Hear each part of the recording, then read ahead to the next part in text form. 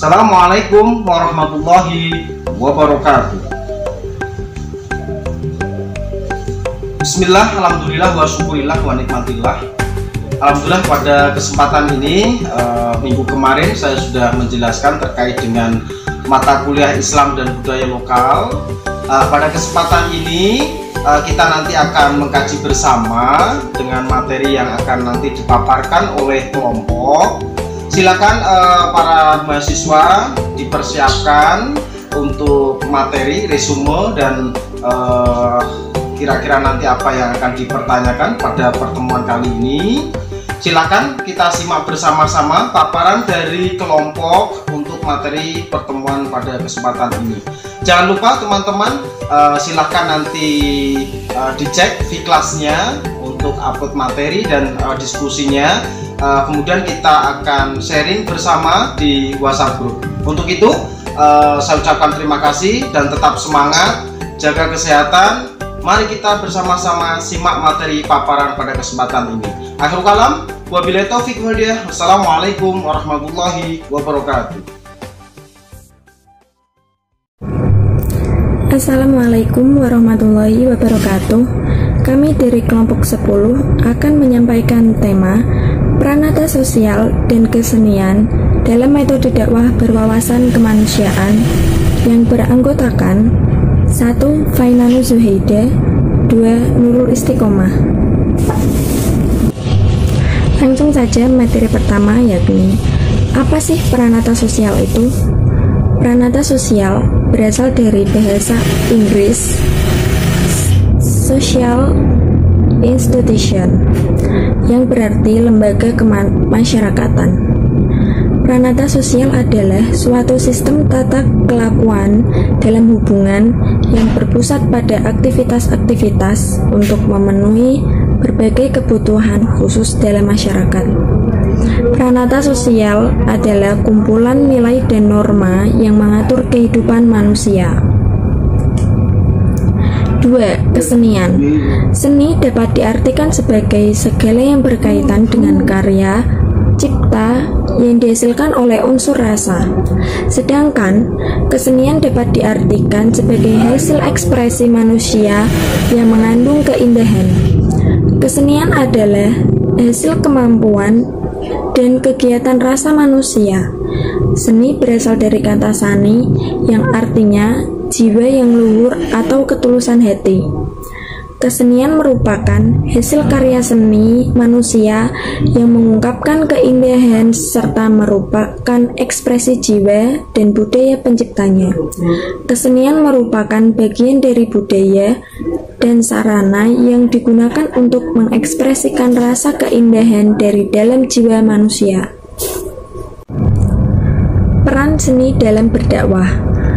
Demikian juga dengan penyebaran agama Islam di Pulau Jawa dapat tersebar luas serta diterima oleh masyarakat karena para wali songo menggunakan bentuk-bentuk seni dari budaya masyarakat setempat sebagai salah satu media dakwah pada waktu itu, yaitu wayang dan gamelan. Kesenian memiliki peran tepat guna sehingga dapat mengajak kepada halayak untuk menikmati dan menjalankan isi yang terkandung di dalamnya. Materi selanjutnya akan disampaikan oleh rekan saya Fainanu Zuhaida. Kepadanya dipersilakan. C. Jenis-jenis kesenian dalam metode dakwah. Yang pertama ada wayang. Wayang adalah sebuah kesenian yang sudah sering kali kita jumpai dan sering digunakan untuk metode dakwah. Selanjutnya ada gamelan, tembang, dan syair-syair. Selanjutnya, yang ketiga, apa sih itu dakwah?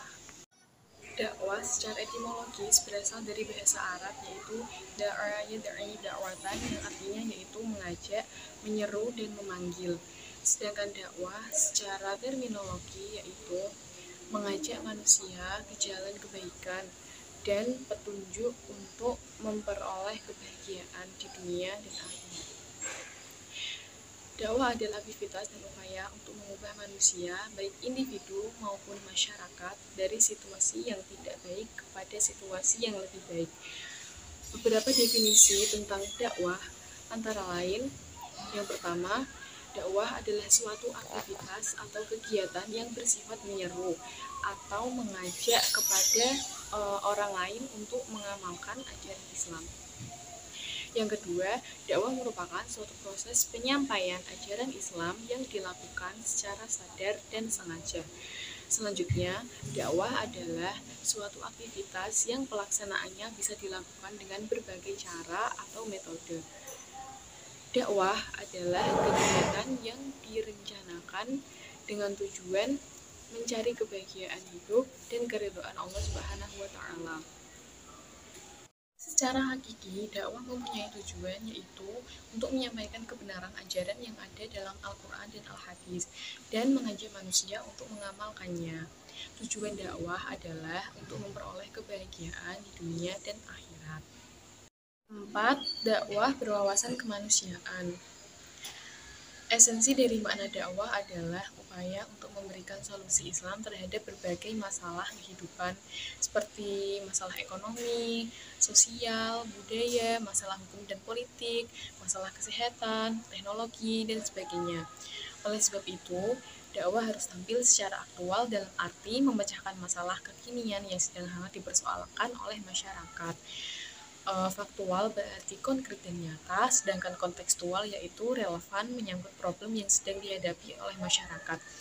Kegiatan dakwah yang selama ini hanya terpusat di seperti masjid, majelis taklim, dan forum-forum diskusi, sudah saatnya mengalami desentralisasi, yaitu dakwah harus berada di pusat-pusat informasi, area ekonomi dan bisnis, pemukiman elit hingga pemukiman kumuh, lokasi-lokasi bencana dan daerah-daerah konflik, rumah-rumah sakit, dan lain-lain.